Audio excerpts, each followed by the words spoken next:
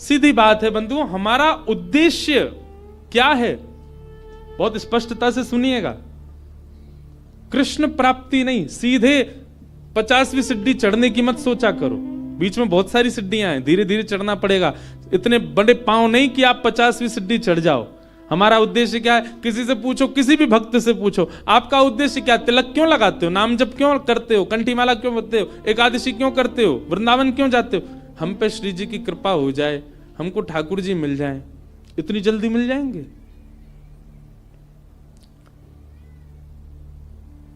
जैसे आप किसी मार्ग पर जाते हैं, जैसे मान लीजिए कि आप ऋषिकेश में बैठे हैं, तो निश्चित है कि बद्रीनाथ ही आते हैं, बार बार बद्रीनाथ जा रहे हो, तो ऋषिकेश से आपका उद्देश्य बद्रीनाथ जाना ही है। पर बीच में कई ऐसे शहर पड़ेंगे, अगर आप कहीं भटकोगे तो आप उन शहरों का नाम पूछोगे, ना कि सीधा बद्रीनाथ। 300 किलोमीटर दूर का नाम थोड़ी लोगे। यहां से चलते समय आप पूछोगे, भैया शिवपुरी कितना दूर रह गया? शिवपुरी वहां जाओ, आगे से मुड़ोगे और शिवपुरी आ जाएगा। उससे आगे जाओ, श्रीनगर कितनी दूर है? ये देवप्रयाग कितना दूर है? यहां है देवप्रयाग। वहां के लिए रास्ता कैसे? आपके पड़ाव धीरे धीरे आगे बढ़ते हैं, सीधे ही बद्रीनाथ नहीं पहुंचा जाता। सनई सनई है। वैष्णव का पहला पड़ाव होना चाहिए प्रेम। किस लिए भजन कर रहा है? किस लिए कथा सुन रहा है? किस लिए वृंदावन जा रहा है? किस लिए गंगा जी का आश्रय ले रहा है? किस लिए कंठी पहनता है? किस लिए एकादशी करता है? मैं प्रेमी बनूं। पहले प्रेमी तो बनूं। पहला पड़ाव उसका प्रेम होना चाहिए। प्रेमी बनने का स्वभाव क्या? उसकी दृष्टि बदल जाए। अब वो सबको देख करके मुस्कुराता ही है। मैं ऐसे ऐसे प्रेमियों को भी जानता हूं जो किंचित बात विरह की सुन लें तो नेत्रों से आंसू गिरने लग जाते हैं। प्रेमी का ये स्वरूप हो जाता है कि उस बहुत जल्दी भाव में आ जाएगा, बहुत जल्दी भावुक हो जाएगा। हम होते हैं, हमारे आगे तो व्यक्ति गंगा जी में कूद जाए तो हमको विरह नहीं होता। प्रेमी व्यक्ति कैसा होगा? किंचित कोई भाव ऐसा देख लेगा ना, बहुत छोटा सा, कोई व्याकुल बैठा है, उस व्याकुलता को देख करके वो विरह में आ जाएगा। ये होता है प्रेमी का स्वरूप। आधुनिक भाषा में उसको कह देते हैं ये बहुत इमोशनल है, बहुत जल्दी इमोशनल हो जाता, बहुत जल्दी भावुक हो जाता है। संसार को देख करके भावुक हो रहा है।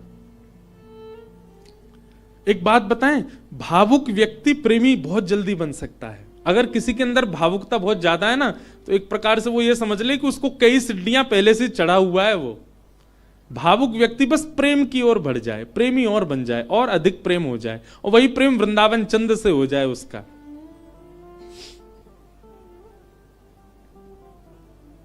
हम कई जगह कथा करने जाते हैं, तो कथा करके जब निकलने लगते हैं ना वापस, 7 दिन पूरे होने के बाद, बहुत लोग भावुक हो जाते हैं।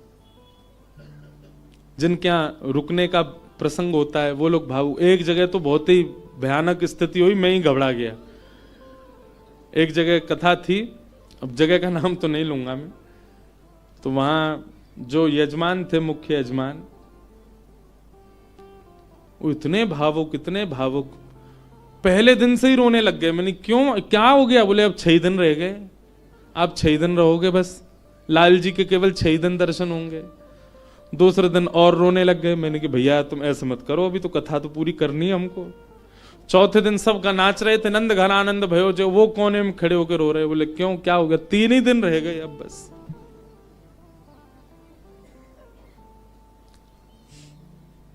जिस दिन विश्राम दिवस था, मैं तो बहुत घबरा रहा था। मैंने आज क्या होगा, वो पहले दिन से ही रो रहे हैं। वही हुआ। अच्छा, ऐसा और था कि कथा करते ही मुझे एयरपोर्ट जाना था, मेरी फ्लाइट थी। कथा भी मैंने सुबह सुबह की थी 7 बजे से। आरती, विश्राम आरती हो रही थी, और मैं बस ये था कि हे लाल जी कुछ हो नहीं, बहुत भाव में।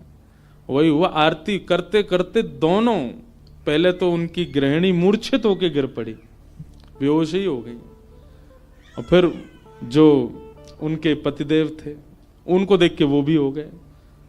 उसके पीछे बिल्कुल भी किंचित ही, हमको तो समझ में आया था नाटक, लेकिन नहीं, वास्तविक था। पानी वानी डाला भैया, उनका ब्लड प्रेशर वगैरह सब कम होता चला गया। एक कथा भी आती है, सुना है?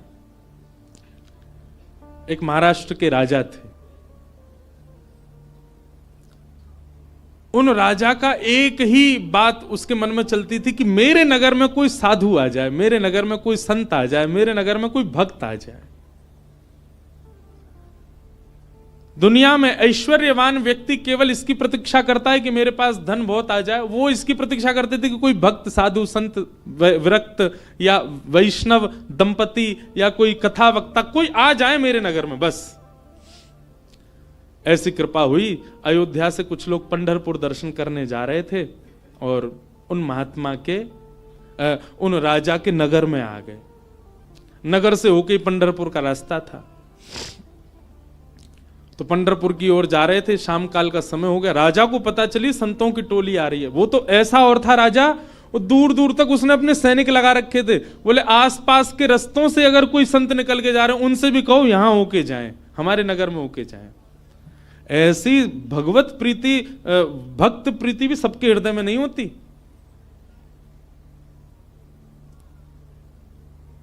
ये बात बंधुओं लिख लीजिएगा, जिस दिन हरिप्रिय आपको प्रिय लगने लग जाए, समझ जाना आप हरि के प्रिय होते जा रहे हो।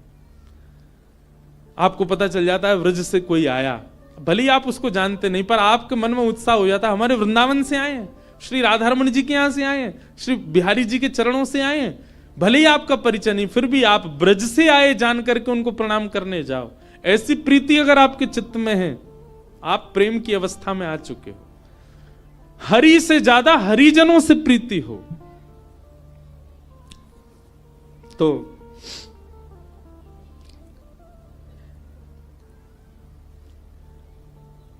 अयोध्या से संतों की टोली आई। रात में राजा ने खूब सुंदर उनका स्वागत किया, सबके लिए बढ़िया शिविर बनवाए, बढ़िया सबके लिए भोजन की व्यवस्था करी। सब साधु महात्मा बड़े प्रसन्न हो गए, बोले वाह भैया राजा, तेने तो हमारो दिल जीत लिया, क्या सुंदर व्यवस्था की, सब संतों के सबके चरण धोए, सबको माला पहनाई, प्रसाद पवाया, सोने की उत्तम व्यवस्था। और राजा रात में सोने अपने महल में नहीं गया, वहीं बैठा शिविर के बाहर ही पूरे परिवार सहित, कि कोई संत कोई आज्ञा कर दें सेवा के लिए, हम उनकी सेवा करें। संतों ने दूसरे दिन उठ करके राजा से कहा, देखो हम तुम्हारी सेवा से इतने प्रसन्न हैं कि हम सबके मन में आया कि हम कम से कम 5 दिन तो यहां रुकें। राजा रोने लगा, बोले महाराज मेरे ऊपर बड़ी कृपा, आप रुकिए। 5 दिन पूर्ण हुए। सब संत बोले भैया हमको पंढरपुर जाना है, अब आप हमको आज्ञा दो। राजा बोला भगवान मैं अपनी एक बात निवेदित करूं। बोले क्या? 5 दिन बाद रामनवमी है, श्री राम जी का अद्भुत उत्सव है, आप लोग सब यहीं रुक जाएं, 5 दिन और रामनवमी करके चले जाएं। संत बोले भाई क्या बुराई है, इतनी अच्छी व्यवस्था राजा कर ही रहे हैं, वहीं बढ़िया कीर्तन भजन होने दो, सत्संग होने दो। 5 दिन रुक गए, सबने रामनवमी करी, अभिषेक किया राम जी का। रामनवमी पूर्ण करके सब अगले दिन संत महापुरुष बोले अब हमको आज्ञा दो, हम लोग सब चलें पंढरपुर। बोले महाराज नेक और रुक जा, हनुमान जयंती और आ रही है, हनुमान जन्मोत्सव, आप सब लोग रुके रहेंगे तो आप सबके सानिध्य में, हमको तो कुछ आता नहीं, हम हनुमान जी का जन्मोत्सव करेंगे। अब वो सेवा इतनी अच्छी कर रखी थी कि कुछ संत तो बेचारे उसके पक्ष में रहते थे, बोले रुक ही जाओ, बढ़िया व्यवस्था तो करी रखी है। रुक गए, हनुमान जन्मोत्सव तक सब लोग रुक गए, सब लोगों ने हनुमान जी का जन्मोत्सव मनाया। संत महापुरुष कहने लगे, बोले भैया अब हमको आज्ञा दे दो, अब हम लोग चलें। बोले महाराज उसके बाद में फिर कोई और उत्सव आ रहा था 15 दिन बाद, उसका नाम ले दिया। बोले वो किए बिना तो आप कैसे जाओगे, कहां आपको व्यवस्था ही नहीं मिलेगी, मेरे यहां हो जाएगा। 15 दिन और रुक गए, फिर जाने लग गए। बोले महाराज गंगा दशहरा आने वाला है, आप सब लोग कहां, गंगा जी तो मिलेंगे, मैं गंगा जल मंगवाऊंगा ना अपने सैनिकों को भेज करके, यहीं आप सब लोगों के लिए सूक्ष्म गंगा प्रकट करवा दूंगा। फिर रुक गए, गंगा दशहरा हो गए। सब करते करते करते महाराज जेठ का महीना निकल गया। कब आए थे? रामनवमी पे आए थे, तब से जेठ आ गई। जेठ के बाद अब फिर जन्माष्टमी राधाष्टमी के उत्सव आ गए। वो उत्सवों के बहाने दे दे करके संतों को रोक लें। महाराज अब तो चातुर्मास करना पड़ेगा आपको, चातुर्मास प्रारंभ, कहां जाओगे, यहीं कर लो। चातुर्मास करवा दिया। चातुर्मास के बाद कार्तिक का महीना आ गया, कार्तिक में तो मैं जाने नहीं दूंगा आप लोगों को। दिवाली होली ये तो यहीं करनी पड़े, होली आ रही है, होली पे तो सब संग रहेंगे। करते करते फिर से रामनवमी आ गई। संत जनों ने चरण पकड़े, बोले राजन अब तो जान दो हम। संत तो राजा बोले एक काम करो, क्या बाल भोग करके चले जाओ, कुछ नहीं तो सुबह का बाल भोग तो ले लीजिए। बोले ठीक है। अब बाल भोग भाग पा करके तैयार हुए ही थे, बोले बाल भोग पा लिया सब। बोले देखे ना कढ़ाई चढ़ गई है, राजभोग बनना है, राजभोग तो पा जाओ। संत बोले जे नहीं हिलने देगा हमको।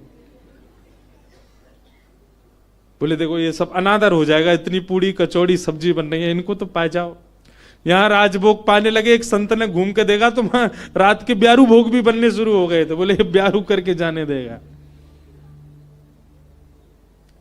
अंत तो गत्वा उस राजा की स्थिति ऐसी हो गई, जब संत लोग हट में आ गए कि नहीं हम तो जाएंगे, राजा के यहां से उस क्षेत्र से जैसे ही बाहर निकले, तब तक तो राजा रो रहा था, संतों के जाते ही राजा अचेत हो गया, प्राण निकल गए उसके। मैं संतों के बगैर कैसे रहूं? हम इस स्थिति में हम तो कभी आ ही नहीं सकते। खैर सुन लीजिए, बस हमारे यहां तो 4 दिन रुक जाए तो कब जाएंगे ये बला, बैठ गए हमारे घर में आके। सब तरीके के लोग होते हैं। अब तो लोग हमको बहुत प्रेम करने लग गए, जब हमको कोई जानता नहीं था तब हमने भी ऐसे घरों में रुके हैं। पर सत्य बात है बंधुओं, ठाकुर जी से प्रेम तो सबको हो जाता है, पर हरिजनों से जिसको प्रेम हो जाए, समझ जाओ कि उसको ठाकुर जी से, वो अब प्रेम की अवस्था में आ चुका है। जिसको हरिजन प्रिय लगने लग जाए, हरि के जन प्रिय लगने लग जाए।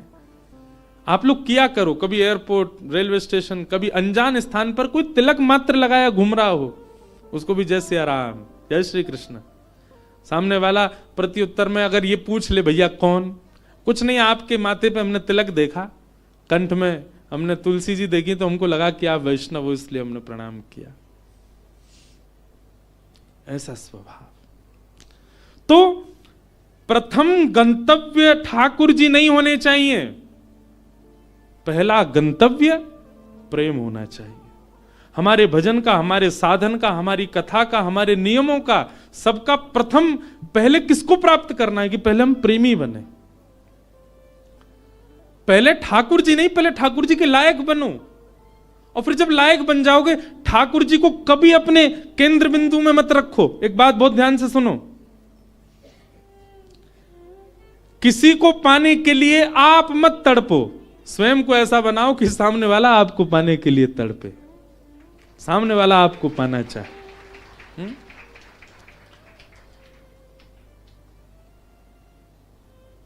पिक्चरों में ऐसे दिखाते हैं ना कि कोई प्रेम करता था किसी कन्या से और उसको सीधे तो पानी पाया, तो खुद इतना बढ़िया पढ़ लिख करके बड़ा मजिस्ट्रेट बन गया महाराज, आगे पुलिस पीछे पुलिस, अब वो छोरी डोल रही है वाकू पावे को, इससे मेरा ब्याह हो। ठीक वैसे ही ये बात शास्त्रीय है कि ठाकुर जी को पाने के लिए आप केंद्र बिंदु ठाकुर जी को मत रखो चित्त में कि उनको मुझे प्राप्त करना है। ठाकुर जी को जो जो प्रिय है वो सारे गुण मेरे भीतर आ जाएं ताकि ठाकुर जी को मैं प्रिय लगूं। आप पीछे मत पड़ो उनके, स्वयं को ऐसा बनाओ कि ठाकुर जी पीछे पड़े आपके। श्रीमद् वल्लभाचार्य जी के चरित्र में आता है कि, बहुत ध्यान से सुनिएगा, श्रीनाथ जी जब प्रकट हुए ना, तो पहले श्रीनाथ जी की भुजा प्रकट हुई, और भुजा प्रकट होने के बाद में सद्दू पानी की गैया रोज जाती थी, अपना संपूर्ण दुग्ध वहीं बहा करके आ जाती थी। तो सद्दू पानी ने देखा मेरी गैया कहां जाती है, जाकर के देखा तो गिरिराज शिला में केवल भुजा निकली हुई है। सद्दू पानी ने जब पूरा बाहर निकाला तो श्रीनाथ जी प्रकट हो गए इसी कलिकाल में।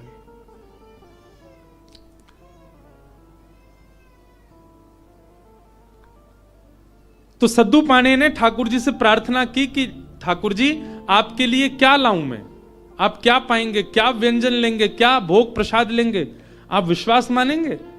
हमारे श्रीजी बाबा श्रीनाथ जी, उन्होंने कहा, बोले हे सद्दू पाणे, जब तक मेरे श्रीमद वल्लभाचार्य जी नहीं आएंगे तब तक मैं केवल दूध पीऊंगा। ठाकुर जी ने पयोव्रत किया। भक्त भगवान के लिए व्रत करता है, पर ठाकुर जी ने व्रत किया कि जब तक वल्लभाचार्य जी नहीं आएंगे मैं केवल दूध पीऊंगा। श्रीनाथ जी जो आजकल उदयपुर के पास नाथद्वार में विराज रहे हैं, जब ये गिरिराज जी में प्रकट हुए तब की लीला है। इस बार हमारे लाल जी का उत्सव नाथद्वारा में ही है, श्रीनाथ जी में, 11 से 17 जनवरी। बाद में एक अजब कुमारी नाम की एक भक्ता हुई थी, उसके लिए ठाकुर जी उदयपुर चले गए, उदयपुर के पास नाथद्वारा में। प्रकट तो आप गिरिराज जी में ही हुए थे। तो ठाकुर जी कितने वर्षों तक केवल दूध पी करके रहे। एक दिन अपनी समस्त शिष्य मंडलियों के साथ श्रीमद वल्लभाचार्य जी महाराज जब गोवर्धन पधारे, पूरे ब्रज में हल्ला हो गया, कोई बहुत बड़े आचार्य आए हैं। बोले नाम क्या? बोले वल्लभाचार्य। जब ये नाम सद्दू पाणे के कान में पड़ा, ब्रजवासी सद्दू पाणे दौड़े दौड़े गए और वल्लभाचार्य जी के चरणों में निवेदन करके रोने लगे। वल्लभाचार्य जी बोले रो क्यों रहे हो? बोले नाथ, भक्त को व्रत करते देखा है मैंने, पर इस जन्म में मैंने भगवान को व्रत करते हुए भी देखा है। हमारे इस गिरी कंदरा से साक्षात गोवर्धन नाथ जी का स्वरूप श्रीनाथ जी प्रकट हुए। मेरी गैया को दूध नित्य पियो करते, मैंने उनसे निवेदन किया कि आपको कहा भोग धराऊं। समोसे बोले मैं तो दूध ही पीऊंगा। मैंने कि कब तक दूध पियोगे? बोले जब तक वल्लभाचार्य जी नहीं आएंगे तब तक दूध ही पीऊंगा। भक्त ठाकुर की प्रतीक्षा करे ये तो सुनोगे हो, पर ठाकुर भक्त की प्रतीक्षा कर रहे हैं। हे नाथ, मेरी आपसे प्रार्थना, जल्दी मिलो ठाकुर जी से और जल्दी अन्न पवाओ ठाकुर जी को। श्रीमद वल्लभाचार्य, आप सबने चित्र देखा होगा निश्चित ही, अगर कोई श्रीनाथ जी से या हमारे गोवर्धन नाथ जी से परिचित है, वल्लभाचार्य जी के भाव में है। सद्दू पाणे ने आवाज लगाई, लालन, हे श्रीजी बाबा देखो श्रीमद वल्लभाचार्य पधारे हैं। और ऊपर से नन्हे से गोपाल जी, 4 वर्ष की अवस्था के गोपाल जी, 2-4 दतुइयां निकली हैं बस, गोल मटोल लाला, घुंघराले केश हैं, वही श्रीनाथ जी। ऊपर गिरी कंदरा से नीचे देखते हैं श्रीमद वल्लभाचार्य जी को, वल्लभाचार्य जी ऊपर देखते हैं ठाकुर जी को, और दौड़े वहां से ठाकुर जी, यहां से वल्लभाचार्य जी, और मध्य गोवर्धन में दोनों ने गाढ़ आलिंगन किया एक दूसरे का। ये चित्र देखा होगा आपने वल्लभाचार्य जी, और नहीं देखा हो तो गूगल पर देखना, वल्लभाचार्य जी श्रीनाथ जी मिलन पिक्चर, ऐसे ठाकुर जी ने आलिंगन कर रखा वल्लभाचार्य जी को, नेत्रों से आंसू गिर रहे हैं। वल्लभाचार्य जी बोले ठाकुर जी आप क्यों इतने श्रम में रहे, कुछ पाया नहीं? तो वल्लभाचार्य जी महाराज ने अन्नकूट बनवाया ठाकुर जी के लिए, 56 भोग तैयार करवाए, और श्री जतिपुरा में, गोवर्धन के जतिपुरा में, वहां श्रीमद वल्लभाचार्य जी ने श्रीनाथ जी का अन्नकूट किया, 56 भोग पवाए, ठाकुर जी का अन्नप्राशन हुआ। मतलब इतने वर्ष बाद ठाकुर जी ने अपना पयोव्रत, दूध का जो व्रत था वो छोड़ के अन्न ग्रहण किया। किसके लिए? अपने एक भक्त के लिए। तो भैया केंद्र बिंदु में ठाकुर जी नहीं, केंद्र बिंदु में प्रेम लाओ। आपके केंद्र बिंदु में प्रेम आ गया और प्रेम आपके चित्त में आ गया तो आप ठाकुर जी के केंद्र बिंदु में रहोगे, ना कि ठाकुर जी आपके केंद्र बिंदु में। स्वयं को निर्माण ऐसो करो, कथा सुन के, संत संग करके, सत्संग करके, वैष्णव संग करके, भजन करके, कीर्तन करके, कि ठाकुर जी आपकी प्राप्ति के लिए विचरण कर रहे हैं, कि जे मुंह को मिले कैसे भी।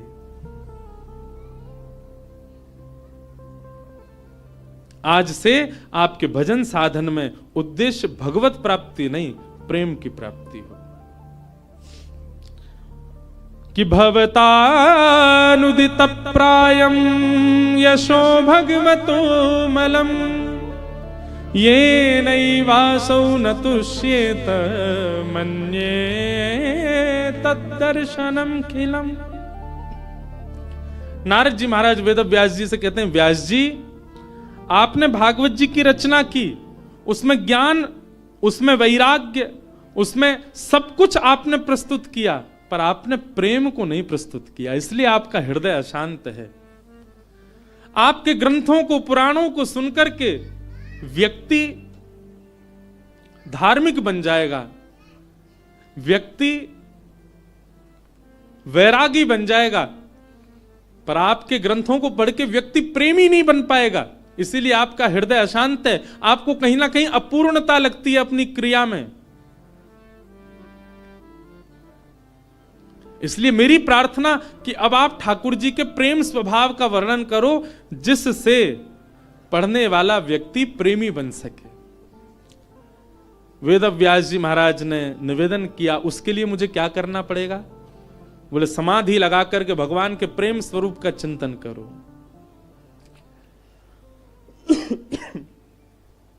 श्री वेद व्यास जी महाराज ने समाधि लगाई और समाधि की भाषा में ही अपने अंतिम कृति का निर्माण किया वेद व्यास जी ने। इसी ब्रह्म नदी में, इसी हिमालय की पर्वतों पर वेद व्यास जी ने ऐसी रचना की जिसको सुनकर पढ़कर के मानव प्रेम का अधिकारी बन जाता है, ठाकुर जी का अधिकारी बन जाता है। और उस संहिता का नाम है श्रीमद् भागवत महापुराण। बोलो भागवत महापुराण की जय। ये प्रेम संहिता है। भागवत जी श्रवण के बाद, भागवत जी अध्ययन के बाद, भागवत जी के अवलोकन के बाद प्रेम प्रस्तुत होता है चित्त में।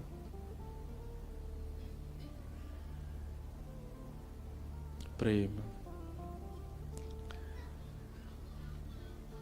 वेद व्यास जी महाराज ने उस प्रेम का भाव लिखा, वही भागवत है। बंधुओं, आपको अगर अपनी कृति से, कई लोगों को अपने जीवन से भी बहुत अपूर्णता का अनुभव होता है। हम आपको एक बात बता रहे हैं, बहुत सावधानी से सुनो। अपने कर्म से, अपने जीवन से, अपने संबंध से कई लोगों का मन बहुत जल्दी उचट जाता है। कई लोगों को अपना जीवन भी अच्छा नहीं लगता। क्यों? केवल प्रेम नहीं है आपके जीवन में। आप भागवत जी का आश्रय लीजिए और भागवत जी का आश्रय लेकर के आप प्रेम जीवन में ले आइए, आपको सब कुछ अच्छा लगने लगेगा। एक बात बता रहे हैं, प्रेमी व्यक्ति का स्वभाव ऐसा हो जाता है कि वो अव्यवस्था में भी प्रसन्न रहने लगता है। अप्रेमी व्यक्ति का स्वभाव कैसा होता है? वो कहीं भी जाएगा ना, नाक मुंह मोड़ता ही रहेगा। यहां तो ये है, यहां तो ऐसा है, यहां मैं कैसे बैठ जाऊं, ये मैं कैसे खा लूं, यहां मैं कैसे बैठ सकता हूं, यहां मैं कैसे नहा सकता हूं, यहां मैं कैसे रह सकता हूं, इस व्यक्ति के साथ मैं कैसे जी पाऊंगा, इस माहौल में मैं कैसे रह पाऊंगा। ये सब जगह जो अपने आप को अपरिपूर्ण माने, समझ जाना अप्रेमी व्यक्ति है। पर प्रेमी कैसा होता है? वो जहां बैठ जाता है ना, वो स्थान ही अच्छा लगने लग जाता है। कई बार आपने कुछ ऐसे स्थान देखे होंगे, उन स्थानों पर कभी आपकी नजर ही नहीं पड़ी होगी, या उस स्थान को देख करके आपने सोचा होगा ये तो सामान्य सी जगह है, ये कौन सी बड़ी बात है। पर उसी स्थान पर कोई भगवत प्रेमी जाकर के बैठ जाता है तो उस स्थान की रौनक ही बदल जाती है, उस स्थान का माहौल ही बदल जाता है। अरे स्थान नहीं, कई बार कई रंग हमको प्रिय नहीं होते।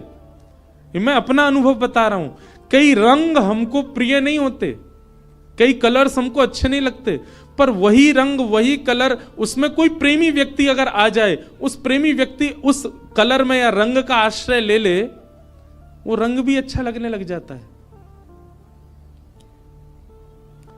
कई सब्जियां आपको अप्रिय लगती होंगी, पर वही कोई प्रेमी के हाथों से प्रसाद रूप में आपको मिल जाए, आप उसका पान करेंगे, सेवन करेंगे, आपको अत्यंत अद्भुत।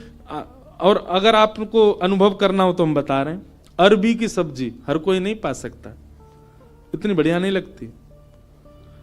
हमारी श्री जी को बहुत प्रिय है, किशोरी जी को बहुत प्रिय है, लाडली जी को अरबी का भोग लगता है। कभी जाइए राधाष्टमी के समय पर, या वैसे भी हमारे तटीय स्थान वृंदावन में अरबी की सब्जी बनती है। आप पे कृपा हो जाए, नहीं हो तो वहां किसी महात्मा से कह देना हमको थोड़ा प्रसाद दे दो, वो मधुकरी रूप में आपको अरबी देंगे, आप पाके देखना।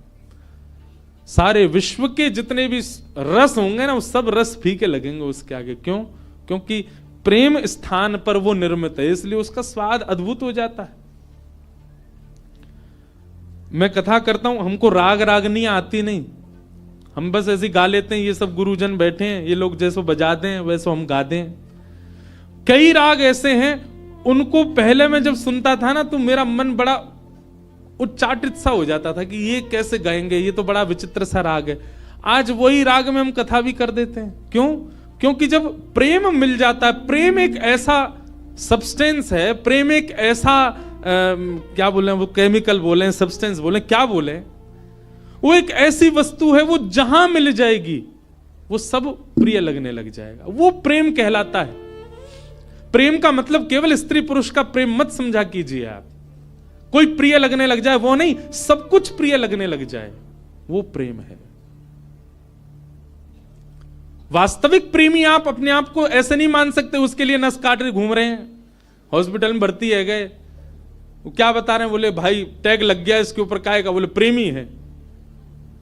आप इस प्रकार प्रेम की अवहेलना मत करो, प्रेम की निंदा मत करो।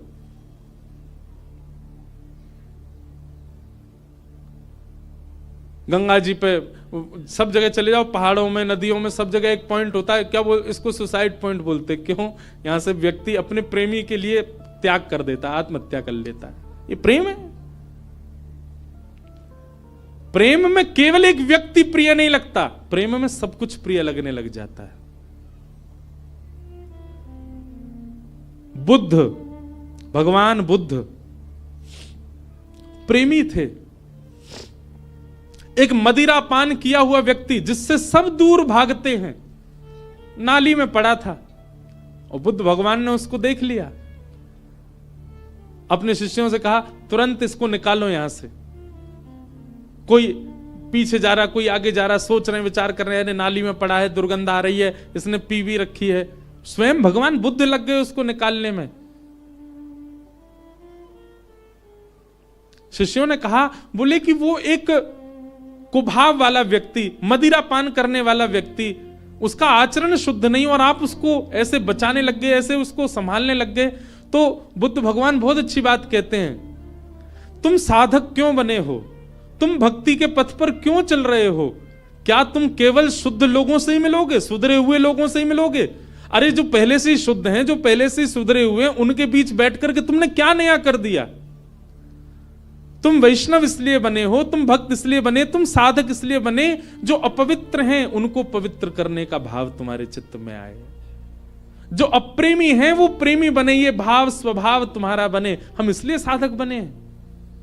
केवल माला देने वाला व्यक्ति को ही हम पूजें, उसी को ही हृदय से लगावें, ये हमारा स्वभाव है। सबको लगाना है, सबको उस पथ का राही बनाना है, इसलिए हम वैष्णव बने। अंगुलीमाल की कथा सबने सुनी होगी। एक राक्षस था, मानव था पर राक्षस के स्वभाव का था। उस पर्वत पर रहता था, उस पर्वत के आसपास कोई भी मानव उसको दिख जाता था, उसको मार करके उसकी उंगली काट करके अपने गले में माला बना के पहनता था, इसलिए उसका नाम था अंगुलीमाल। इतनी सारी उंगलियों की माला उसने पहन रखी थी, उसका रूप देखते ही भाग जाते थे लोग। भगवान बुद्ध जा रहे थे और जैसे ही मार्ग पर जाने लगे तो एक गांव पड़ा। गांव के लोगों ने कहा, भगवान आप सीधे ना जाकर के थोड़ा दाएं होकर के जाइएगा। क्यों? सीधे जाएंगे तो आगे एक पर्वत पर अंगुलीमाल रहता है, वो लोगों को मार के उनकी उंगली काट के अपने गले में पहन लेता है।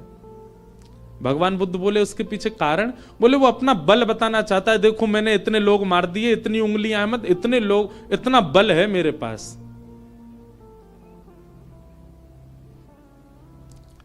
भगवान बुद्ध कहते हैं भय का बल नहीं होता, प्रेम का बल होता है।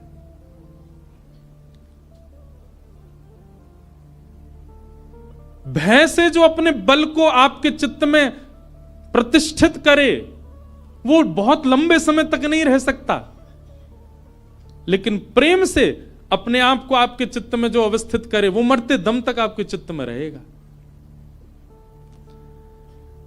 मानस जी में एक बहुत अच्छी लीला आती है कि राम जी वन में विचरण करते थे और जब भूख लगती थी ना तो किसी के यहां से, किसी के घर से या किसी नगर से लक्ष्मण जी सामग्री ले आते थे, जानकी जी बनाती, राम जी पाते थे। लेकिन ऐसा वर्णन आता है कि कई बार लक्ष्मण जी को सामग्री नहीं मिली, और वनवासी थे तो उनके पास धन भी नहीं था, भाई दे के ले लें। तो राम जी जाते थे सामग्री लेने के लिए, और राम जी जब जाते थे तो सामग्री लेके ही आते थे। तो फिर मानस जी में तुलसीदास जी वर्णन करते हैं कि राम जी ऐसा क्या दे के आते थे कि लोग सामग्री देने को राजी हो जाते थे। राम जी के पास कुछ था तो था नहीं, ना तो धन था, ना वैभव था, ना कुछ रुपया थे, क्या देते थे राम जी। तो मानस जी में श्री गोस्वामी जी वर्णन करते हैं कि राम जी जब कुछ सामग्री लेते थे, या सामग्री लेते भी थे, या फिर कई बार सीता जी बड़ी रसोई बनाती हैं और संतों को पवाते, संतों को पवाने के बाद दक्षिणा देनी होती है, तो ये दक्षिणा के आदान प्रदान पर या सामग्री के आदान प्रदान पर राम जी क्या देते थे। तो गोस्वामी जी वर्णन करते हैं, बोले कुछ नहीं, राम जी मंद मंद मुस्कुरा देते थे, उनकी मुस्कान ही सबसे बड़ी दक्षिणा थी। उसको लेकर के व्यक्ति कहते तुम तो भैया सब कुछ ले जाओ हमारा, बस ये मुस्कुराते रहो, तुम्हारी मुस्कान ही सब बढ़िया। मतलब संतों को प्रसाद पवा के राम जी सामने बैठ करके दक्षिणा रूप में मुस्का देते थे। संत बोलते बस मिल गई हमारी दक्षिणा। जहां जहां से सामग्री लाते वहां मुस्का देते थे। प्रेम, और वो प्रेम का बल ऐसा व्यवस्थित किया राम जी ने कि मरते दम तक कोई नहीं भूल पाया। और रावण का भी बल प्रतिष्ठित था, पर रावण का भय का बल था। बल भय का नहीं होता, बल प्रेम का होता है।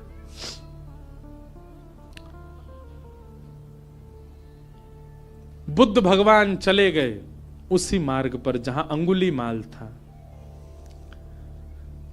जैसे ही पहुंचे पर्वत के ऊपर, अंगुलीमाल ने दूर से ही कहा मैं साधु सन्यासियों का बहुत सम्मान करता हूं, पहले तुमको सचेत कर रहा हूं, मार्ग बदल दो अपना, मेरे पास आ गए तो तुम्हारा सर धड़ से अलग कर दूंगा।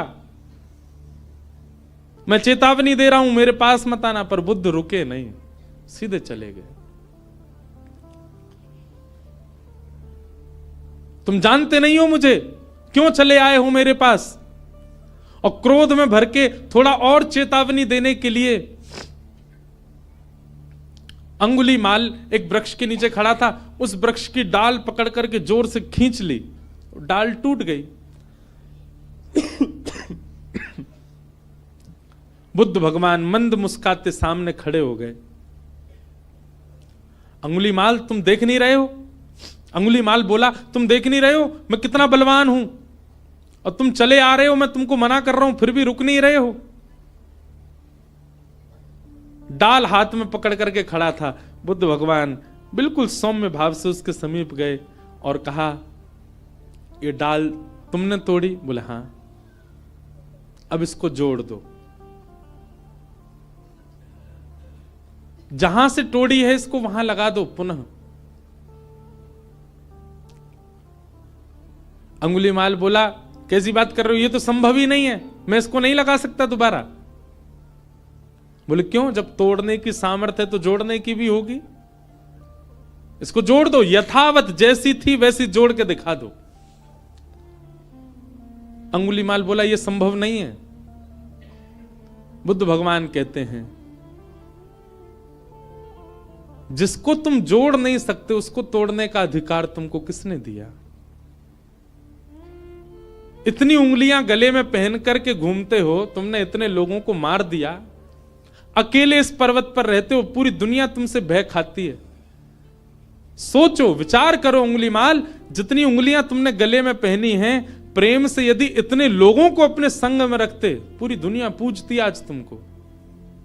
अपने प्रेम स्वभाव से इतने लोगों का संग पाते तो तुम ज्यादा बलवान होते, लेकिन तुमने उनको मार दिया, उनकी उंगलियां डोल रहे हो लेके गले में। अगर इतने लोग तुमने जोड़े होते खुद से तो तुम श्रेष्ठ माने जाते। और इतना कहकर के बुद्ध चले गए। अपनी कुटिया पर जाकर के रुके, पीछे देखा ही नहीं। कुटिया पर जाकर के जब पीछे देखा, अंगुलीमाल चरणों में गिर गया। बुद्धम शरणम गच्छामि, मुझे क्षमा कर दो भगवान, और सदा के लिए उनके हो गए। यह है प्रेम।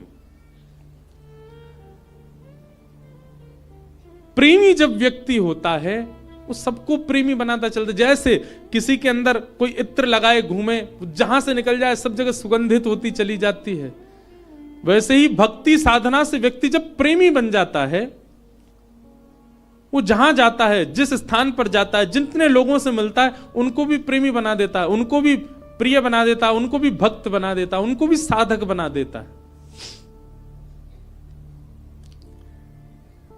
प्रेम। और श्रीमद् भागवत प्रेम प्रस्थापित करती हैं श्रोताओं के चित्त में। भागवत जी की रचना हुई और रचना करने के बाद वेद व्यास जी महाराज ने विचार किया, अब इस भागवत को हम घर घर तक, जन जन तक कैसे पहुंचाएं। तब वेद व्यास जी महाराज ने अपने पुत्र सुखदेव जी का आवाहन किया कि यम प्रव्रजन्तमनुपेतमपेत कृत्यम द्वैपायनो विरह कातरया जुहाव पुत्रेति तन्मयतया तर्वोऽभिनेदु तम सर्वभूत हृदयं मुनिमानतोऽस्मि। श्री सुखदेव जी महाराज आए। वेद व्यास जी के पुत्र हैं सुखदेव, लेकिन जन्म लेते ही आप ब्रह्म के ध्यान में चले गए थे। लेकिन श्री व्यास जी ने भागवत के श्लोक जब इनको सुनाए तो ब्रह्म ध्यान छोड़कर के भागवत जी की सन्निधि में आ गए और कहा, मैं तो निर्गुण निराकार ब्रह्म की उपासना कर रहा था, पर मुझे अब सगुण साकार में मन लग गया है, मुझे इन्हीं की आराधना करनी है। व्यास जी ने भागवत जी का अध्ययन सुखदेव जी को कराया और श्री शुकाचार्य जी ने वही भागवत की कथा राजा परीक्षित को सुनाई। पूछा गया, राजा परीक्षित कौन है? राजा परीक्षित के विषय में हमको थोड़ा बताओ। इनको 7 दिन में मरने का श्राप क्यों लगा, इनके बारे में थोड़ी हमें जानकारी दो। तब राजा परीक्षित के विषय को बताने के लिए यहां से महाभारत का थोड़ा प्रारंभ किया। यदा मृधे कौरव संजयानाम वीरेस्वथो वीर गतिम गतेषु व्रकोदरा विग्ध गदा विमर्श भृगनोरुदंडे धृतराष्ट्र पुत्रे।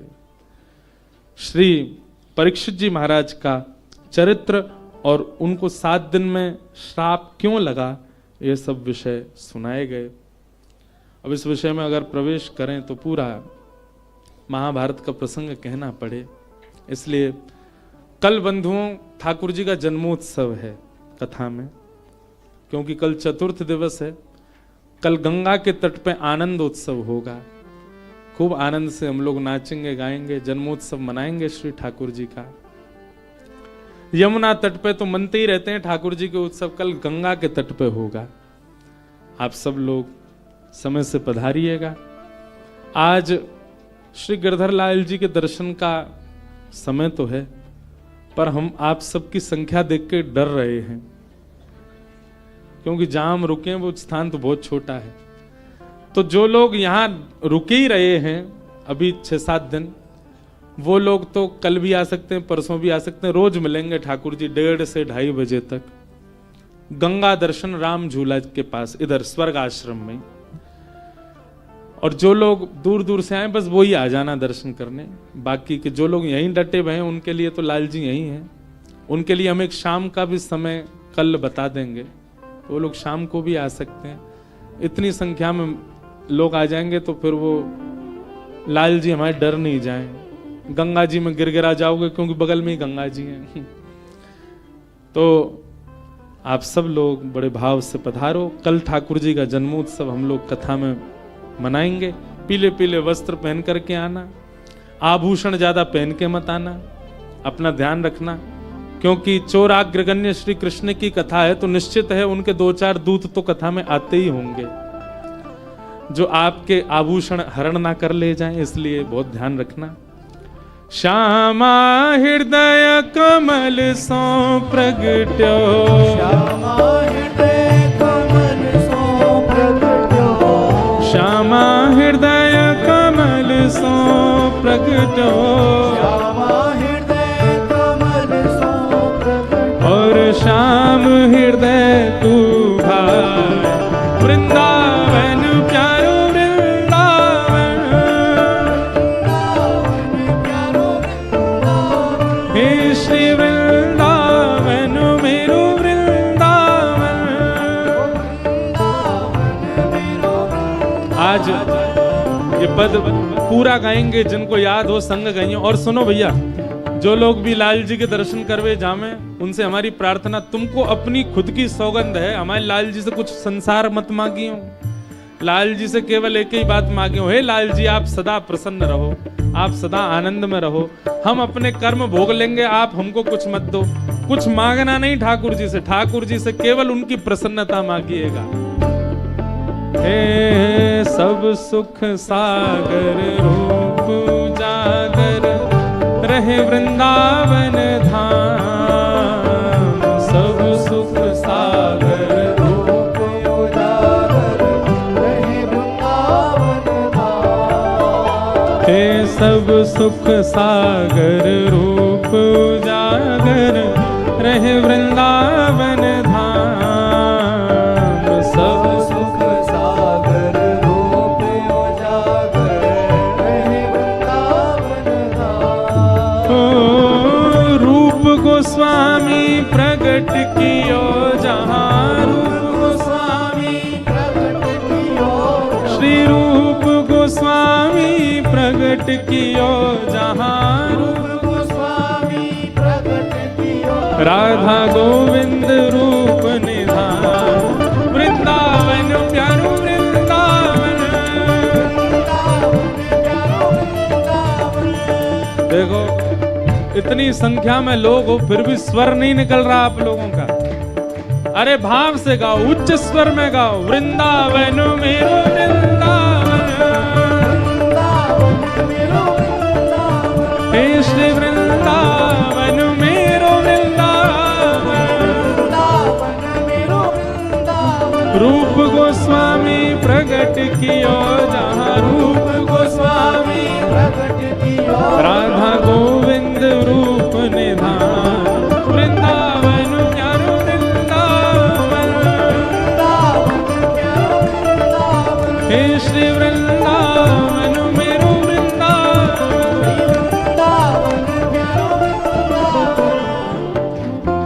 विहरत निस दिन कुंज गलन में, ब्रज जन मन सुख धाम।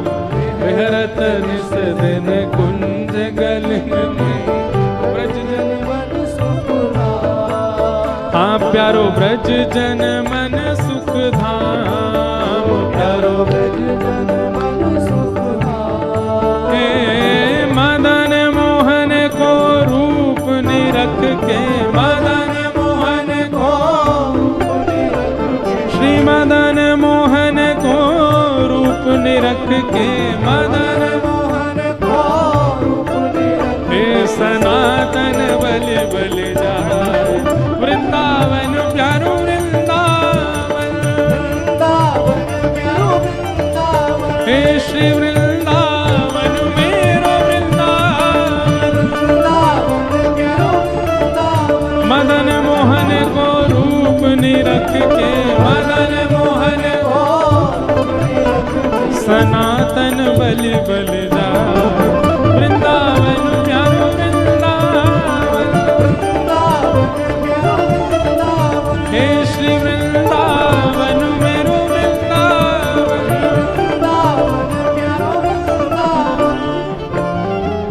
गोपी ग्वाल सब ही और धारे, प्यारो गोपी नाम। गोपी ग्वाल सब ही और धारे, प्यारो गोपी नाथ। हाँ प्यारो प्यारो गोपीनाथ, प्यारो प्यारो गोपी नाथ। हे मधु पंडित जिन कंठ लगायो, मधु पंडित जिन कंठ लगायो, श्री मधु पंडित जिन कंठ लगायो। मधु पंडित जिन कंठ लगायो, ओ जहाँ है रही जय जयकार। वृंदावन मेरो वृंदावन, वृंदावन मेरो वृंदावन, हे श्री वृंदावन प्यारो वृंदावन, मधु पंडित जिन कंठ लगाओ, मधु पंडित और है रही जय जयकार। वृंदावन प्यारो वृंदावन, हे श्री वृंदावन प्यारो वृंदावन।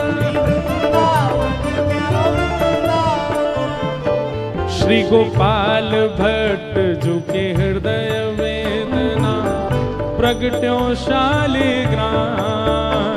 गोपाल भट्ट जो की हृदय वेदना प्रगट्यो शालिग्राम। श्री गोपाल भट्ट जो के हृदय वेदना प्रगट्यो शालिग्राम। गोपाल भट्ट जो की हृदय वेदना प्रगट्यो शालिग्राम। हे रूप सुधा को खान हमारो, रूप सुधा को खान हमारा, रूप सुधा को खान हमारो। सुधा को खान हमारा। श्री वृंदावन में सबते प्यारो, वृंदावन में सबके प्यारे। हे श्री राधा रमण जुलाल। वृंदावन मेरो वृंदावन, वृंदावन प्यारो वृंदावन। हे श्री वृंदावन मेरो वृंदावन। वृंदावन मेरो वृंदावन। रूप सुधा को खान हमारो, सुधा को खान हमारा। श्री वृंदावन में सबते न्यारो। वृंदावन में सबके न्यारो। श्री राधा रमण जुलाल। वृंदावन प्यारो वृंदावन, वृंदावन प्यारो वृंदावन। हे श्री वृंदावन मेरो वृंदावन। वृंदावन मेरो वृंदावन। जय जय राधा रमण मेरो राधा रमण। राधा रमण मेरो राधा रमण। ओ मेरो राधा रमण प्यारो राधा रमण। राधा रमण प्यारो राधा रमण। ओ मेरो राधा रमण प्यारो राधा रमण। राधा रमण प्यारो राधा रमण। ओ मेरो राधा रमण प्यारो राधा। मेरो राधा रमण प्यारो राधा रमण। आतुर हित हरि वंश पुकारो, श्री राधा राधा नाम। आतुर हित हरि वंश पुकारो राधा राधा। अभी यहाँ कथा 12 को विश्राम करके श्री वृंदावन के मदन टेर में 14 तारीख को सुबह 9 बजे से श्री हितरवंश महाप्रभु का चरित्र हम एक दिन सुनाएंगे। जो लोग भी वृंदावन पहुंच रहे हो 14 तारीख को मदन टेर आना, जहां श्री राधा वल्लभ जी पहली बार विराजे वृंदावन आकर के। मदन टेर यमुना तट आयो, मदन टेर यमुना तट आयो। सघन कुंज वृंदावन आयो। सघन कुंज वृंदावन आयो। हे मदन टेर यमुना तट आयो, मदन टेर यमुना तट आयो। सघन कुंज वृंदावन आयो। सघन कुंज भुजा उठा के वृंदावन आयो। ओ प्यारो राधा वल्लभ लाल। वृंदावन मेरो वृंदावन, वृंदावन मेरो वृंदावन। हे श्री वृंदावन मेरो वृंदावन। वृंदावन मेरो वृंदावन। सघन कुंज यमुना तट आयो, सघन कुंज यमुना तट आयो। मदन टेर वृंदावन आयो, मदन टेर वृंदावन आयो। ओ प्यारो राधा वल्लभ लाल। वृंदावन मेरो वृंदावन, वृंदावन मेरो वृंदावन। हे श्री वृंदावन प्यारो वृंदावन। श्री वृंदावन प्यारो वृंदावन। जुगल किशोर को लाड़ लड़ायो, नवल कुंज ही अमान। युगल किशोर को लाड़ लड़ायो धवल कुंज ही माँ। हे कुंजन कुंजन की रज धारे कुंजन कुंजन की रज धारे कुंजन कुंजन की रज धारे कुंजन की रज धारे। ओ हरि व्यास युगल यशगार वृंदावन मेरो वृंदावन वृंदावन मेरो वृंदावन हे श्री वृंदावन प्यारो वृंदावन। वृंदावन प्यारो देखो वृंदावन। वैसे तो अधिकतर सबको पता है कि हम लोग क्या गा रहे हैं, वृंदावन के 7 निधियों को प्रणाम कर रहे हैं। वैसे सबको पता है, जिनको नहीं पता हम उनको बता रहे हैं। हमारे वृंदावन के प्रथम ठाकुर कौन है? बोलो, श्री गोविंद देव। वृंदावन के दूसरे ठाकुर श्री मदन मोहन, तीसरे ठाकुर श्री गोपीनाथ, चौथे ठाकुर श्री राधा रमण, पांचवें ठाकुर श्री राधा वल्लभ और छठवें ठाकुर जिनको अभी हम गा रहे हैं श्री जुगल किशोर और 7वें ठाकुर श्री कुंज बिहारी लाल। तो इन 7 को हम प्रणाम कर, जिनको नहीं पता हम उनको बता रहे हैं। अभी जुगल किशोर जी को प्रणाम कर रहे हैं।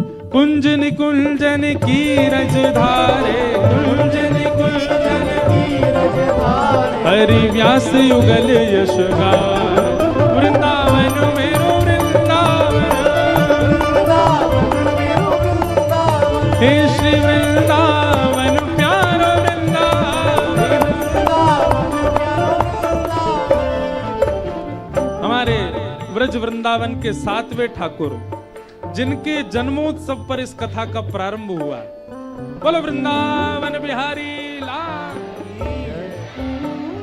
भुवन चतुर्दश की सुंदरता निधिवन करत बिहार।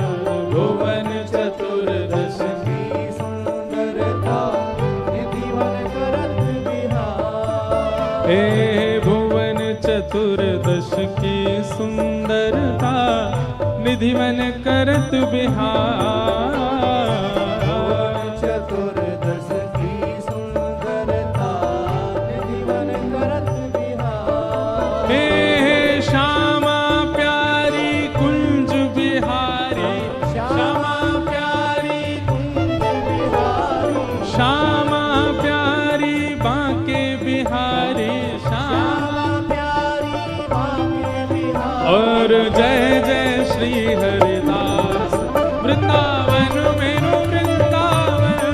वृंदावन मेरो वृंदावन हे श्री वृंदावन प्यारो वृंदावन। वृंदावन प्यारो वृंदावन। श्यामा प्यारी कुंज बिहारी श्यामा प्यारी कुंज बिहारी। और जय जय श्री हरिदास वृंदावन मेरो वृंदावन। वृंदावन मेरो वृंदावन हे श्री वृंदावन मेरो वृंदावन। वृंदावन मेरो वृंदावन। जिनकी कृपा से यह रस प्रकट वृंदावन अभिराम। जिनकी कृपा से यह रस प्रकट वृंदावन अभिराम। हे जिनकी कृपा से यह रस प्रकट वृंदावन अभिराम। जिनकी कृपा से यह रस प्रकटो वृंदावन अभिराम। हे सप्तनिधिन को ही उजियारो सप्तनिधिन को ही उजियारो यह आनंद करवावे वारो यह आनंद करवावे वारो। इंद्र ईश इंद्रेश दुलारो इंद्र ईश इंद्रेश दुलारो हम सबको मिलवावे वारो हम सबको भुजा उठा के हमारो गिरधर लाल वृंदावन प्यारो वृंदावन। वृंदावन प्यारो वृंदावन हे श्री वृंदावन मेरो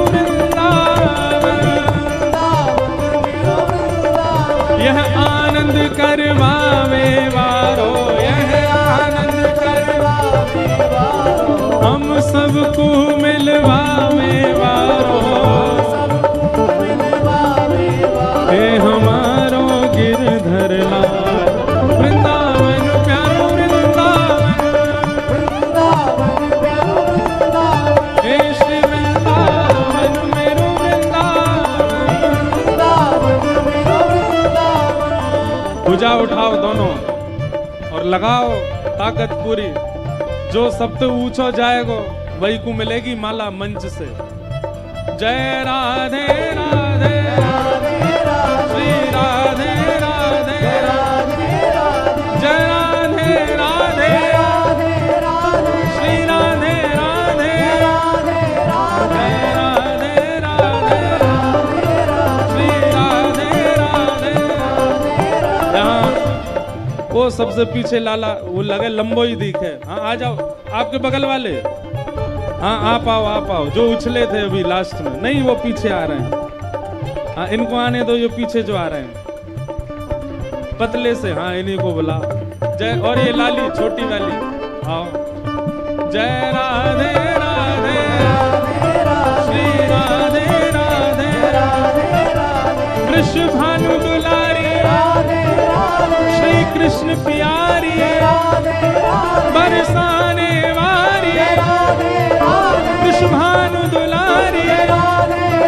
जय राधे राधे श्री राधे राधे, जय राधे राधे श्री राधे राधे, जय राधे राधे श्री राधे राधे, जय राधे राधे श्री राधे राधे।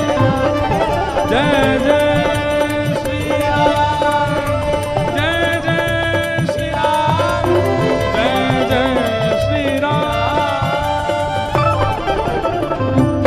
बोल वृंदावन बिहारी लाल की।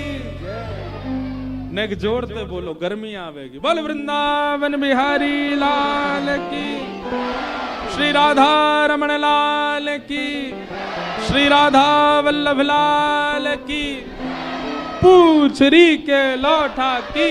हुप हुप प्यारे, क्या बात है बंसी वारे श्याम।